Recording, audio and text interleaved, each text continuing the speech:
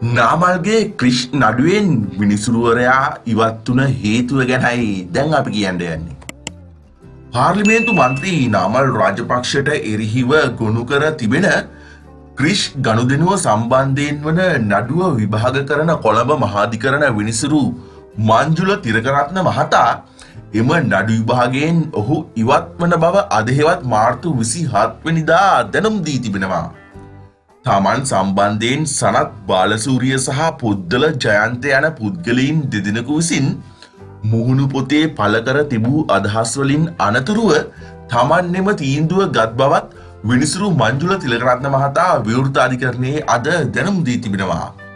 මෙම නඩුව විභාග කිරීම සඳහා සුදුසු විනිසුරුවරයෙකු නම් කිරීම සඳහා එය කොළඹ ප්‍රධාන මහාධිකරණ විනිසුරු ආදිත්‍ය පටබැඳිගේ මහතා හමුවට යොමු කරන බවත් ඔහු විවෘත අධිකරණයේ ප්‍රකාශ කර ඇති බවයි වාර්තා වෙන්නේ.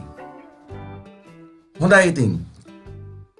Facebook එකේ දැම්මා කියන සටහනක් නිසා මේ විදිහට මහාධිකරණ විනිසුරුවරයෙක් නඩුවකින්ම අයින් වෙනවා කියන එක ඉස්සරහට අපේ රටේ නඩු තීන්දුව සහ උසාවි සම්බන්ධයෙන් ජනතාවට මොන වගේ දෙයක්ද මේ පෙන්눔 කරන්න කියලා සහ මේ රාජපක්ෂලාගේ එහෙමත් නැත්නම් නාමල් රාජපක්ෂගේ ක්‍රිෂ් ගනුදෙනුව සම්බන්ධයෙන් නඩුවේ ඉන්න විනිසුරුම මෙහෙම අයින් උන එක ගැන ඔයාලගේ අදහසුත් කමෙන්ට් කරගෙන යන්න.